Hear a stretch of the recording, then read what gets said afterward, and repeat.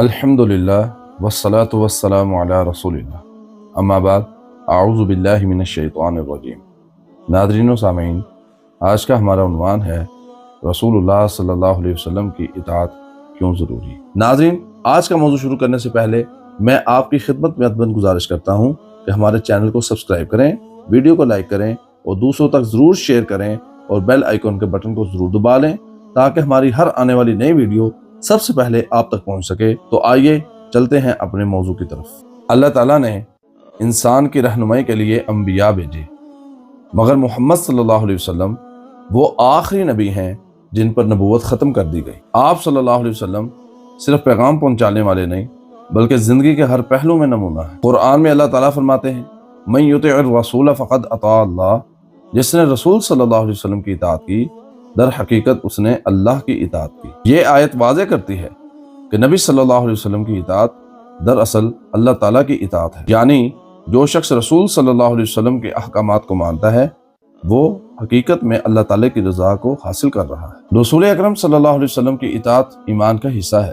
جو شخص یہ دعویٰ کرتا ہے کہ وہ اللہ تعالیٰ سے محبت کرتا ہے مگر وہ رسول اللہ صلی اللہ علیہ وسلم کی سنتوں کو نظر انداز کرے تو قرآن اس کے بارے میں کہتا ہے قل ان کنتم تحبون اللہ فاتبعونی، کہہ دو اگر تم اللہ تعالیٰ سے محبت کرتے ہو تو میری پیروی کرو، یحببکم اللہ، اللہ تعالیٰ بھی تم سے محبت کرے گا۔ نبی صلی اللہ علیہ وسلم کی اطاعت نماز، روزہ یا عبادتوں میں نہیں بلکہ زندگی کے ہر پہلو کے اندر ہے، چاہے وہ اخلاق ہو، معاشرت ہو، تجارت ہو یا خاندانی زندگی۔ نبی صلی اللہ علیہ وسلم نے فرمایا لا یؤمن احدکم، تم میں سے کوئی بندہ اس وقت تک مومن نہیں ہو سکتا حتی اکون احب الیہ، یہاں تک کہ میں اس کو محبوب نہ ہو جاؤں۔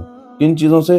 من والدہ، اس کے والد سے، وولدہ، اور اس کی اولاد سے، والناس اجمعین، اور دنیا کے تمام لوگوں سے۔ اور یہ اطاعت صرف زبانی محبت نہیں بلکہ عملی اتباع کا تقاضا کرتی ہے۔ نبی صلی اللہ علیہ وسلم کی سنت کو ماننا، ان کے فیصلوں کو مقدم رکھنا اور اپنی خواہشات کو ان کی شریعت کے تابع کر دینا، یہی حقیقی اطاعت ہے۔ جو شخص نبی صلی اللہ علیہ وسلم کی اطاعت کرتا ہے اللہ تعالیٰ اس کی زندگی کے اندر سکون، رہنمائی اور برکت عطا فرما دیتے ہیں۔ رسول اللہ صلی اللہ علیہ وسلم کے طریقے کے اندر دنیا اور آخرت کی کامیابی ہے۔ آپ صلی اللہ علیہ وسلم نے ارشاد فرمایا ترکت فیکم امرین، میں تمہارے درمیان دو چیزیں چھوڑ کر جا رہا ہوں، لن تضلوا ما تمسکتم بہما کتاب اللہ و سنت رسولہ، جب تک تم اس کو مضبوطی کے ساتھ پکڑ لو گے کبھی گمراہ نہیں ہوگے۔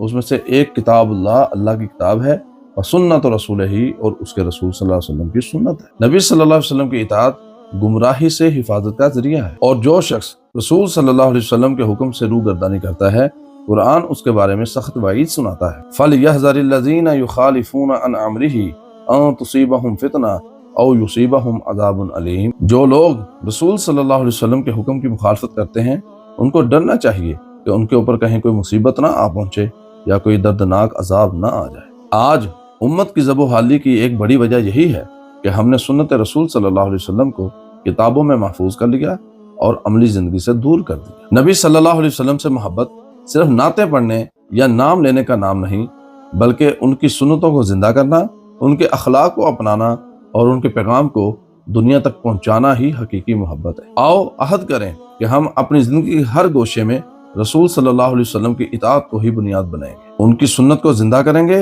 اور دنیا کو دکھا دیں گے کہ اطاعت رسول ہی اطاعت خدا ہے۔ اور اپنی زندگی کے اندر یہ دعا لازمی کیا کریں اللہم اجعلنا من المتبعین لرسولک ولا تجعلنا من الغافلین عن سنتہ، اللہم ارزقنا حبہ و اتباعہ و شفاعتہ یوم القیامہ۔